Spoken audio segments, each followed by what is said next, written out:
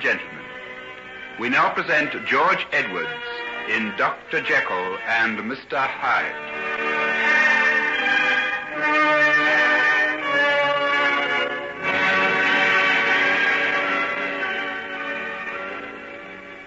I'm afraid Dr. Jekyll is rather busy just at present. Who shall I tell him is called? Well, my name is John Fairley. I've called several times at his house and haven't been able to find him. That's why I came down here to the clinic. Well, if you'd care to come into my room and wait a while, I'll tell him you're here. If he'd just let me know when I could see him. Well, I believe I can hear him coming now. Nurse Peters, are you there? Yes, Doctor. I'd say, will you... Why, hello, John. Why, what are you doing here? I was wondering if I could see you sometime. Sorry to bother you down here, but there seemed no other way of finding you. Oh, that's all right. Anything important? Yes, it is rather. Well, I've about 10 minutes now. If that's any good to you, I'm not due at the hospital till 2 o'clock. Can we talk here? Oh, I think so. You don't mind if we borrow your little room for a while, do you, Nurse? No, not at all. I'll close the door and see you're not disturbed. Thanks, that will do fine. Well, now, John, what is it? Well, to be quite frank, it's about Margaret. I had an idea it was. What are you going to do about it, Jekyll? I know this might be called infernal cheek on my part, but it's far from being that. I know.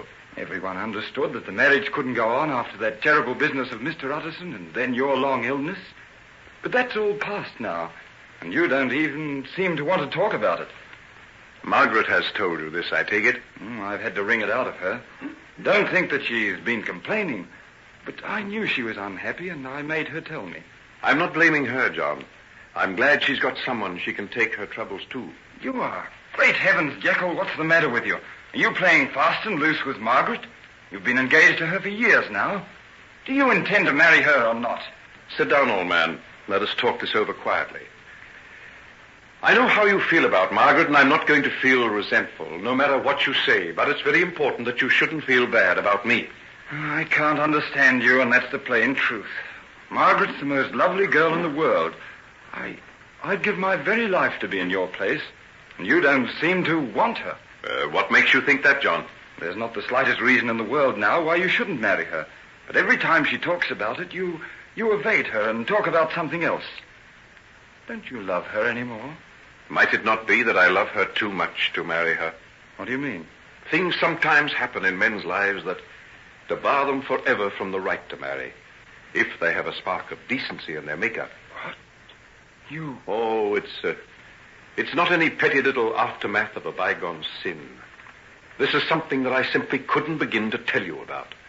It's beyond the scope of any ordinary experience. And then if that's the case, what are you going to do? Will this thing pass in time? I don't know. And you're going to keep Margaret in this state of uncertainty till you do find out? No, I'm not going to do that, John.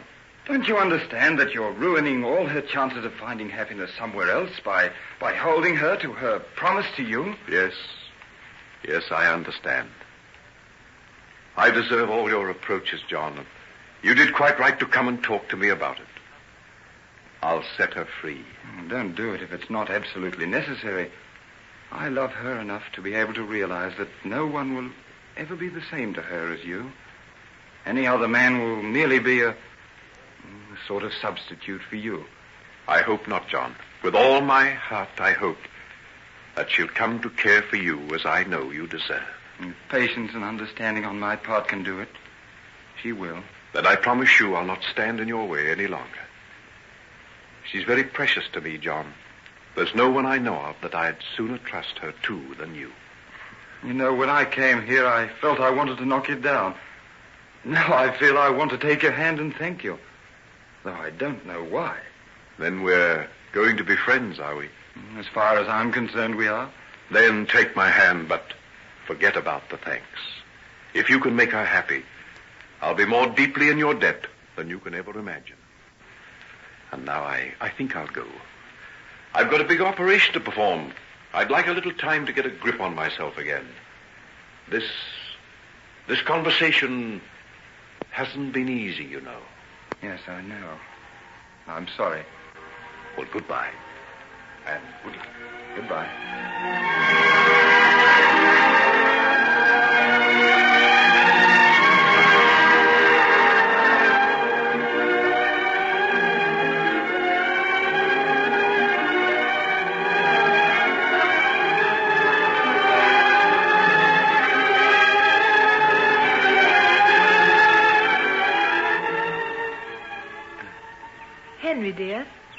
are you going to take me down to your clinic again? Don't you think you've had enough of sick people for a while? You nursed me for several weeks, you know. And see what a good job I made of it. You're almost as well as you ever were. You're a born nurse, Margaret, and no mistake. As a rich man's wife, your greatest talent will be lost. Why should it be? I'll also be the wife of a doctor, don't forget. Henry, what's the matter? Why do you turn away like that? Give me your hand, darling. Let's lean over the edge of this bridge and watch the water trickle over the rocks. You're evading me. You always do whenever I speak of our marriage. Henry, you've got to be honest with me. I can't stand this much longer. Dearest, I brought you out into the country today so that we could have a good long talk. It's so perfect out here. I hope the beauty around us would help. Help? Why are we in need of help? I've got to hurt you very much, I'm afraid. No. Oh, don't draw away from me. Give me your hand again, please. Oh, what's the matter with you? Why are you so strange? You've never been the same since your illness. You haven't thought that I've loved you any less, have you? No, not that. Something else. Some underlying strangeness that I haven't been able to get at. What is it, Henry? Can't you tell me? I brought you here to try. I want you to know, dear, that I've never loved you so much in all my life as I do now. And I say what I'm going to say because of that. You don't have to tell me. I know. What do you know, my sweet? You're going to say you aren't going to marry me at all. Oh, why don't you answer me? Why don't you tell me I'm wrong? It can't be true. I have no choice. What do you mean? There are certain things that put a man beyond the pale of decent society. They're nameless things, crimes and horrors of the night. I have committed them. No, it's not true. Not you. Hold fast to me while I tell you, sweet. Your father told you certain things about me. Put them forward as reasons why you shouldn't marry me. I never believed them. Never. But you should have. He was right. Only he didn't know the full, hideous truth. Oh, what is this you're saying? Henry, it's because you're still not better of your illness. You used to have the most terrible delusions then, imagining you were committing the most frightful crimes. This is only part of it. I wish to God it were. Oh, no, my darling. I'm sane and in my right mind. And I know that everything I say to you is less than the truth. But when? How? Where did you do these things? Oh, don't ask me for details. I can't tell you. You must never know the full extent of my degradation. But I can't just be put off with hints. I'm a grown woman now. This is too dreadful a thing to be accepted without facts. Do you remember what the old gypsy woman, Mother Haggerty, once told us long ago? I remember something. There's broken lives and broken hearts and a load of sorrow that will rest upon your soul to weigh it to the ground. Stop it. Stop. She was an old crazy creature. What could she know? What indeed? And yet she saw into a future that has come to pass, down to the very last degree. It hasn't. I remember something else. She said there was the gallows sign in your hand. That hasn't come true. Supposing I were to tell you that even that is true. Then I'd know that you're mad. Listen. There's a man named Edward Hyde. Don't speak of him. But I must, because Hyde is the reason that I've got to say these things to you. If it were not for him, well, what's the good of that? But what has Hyde got to do with you and me? Everything. Hyde and I. Everything that man did. Every hideous atrocity. Every crime he committed was shared in and connived at by me. You're not serious. You can't expect me to believe that. It's the truth. But But it isn't possible. Hyde is one person, you another. How could you be responsible for what he did? I could have wiped him out of existence, instead of which I set him free to do what he liked. How could you have done so? Was he so much under your influence? He was my creation. I had conjured him up out of the pit of hell, where he belonged. Oh, now I know you're not well. This is madness. It must seem like that. Very well, then.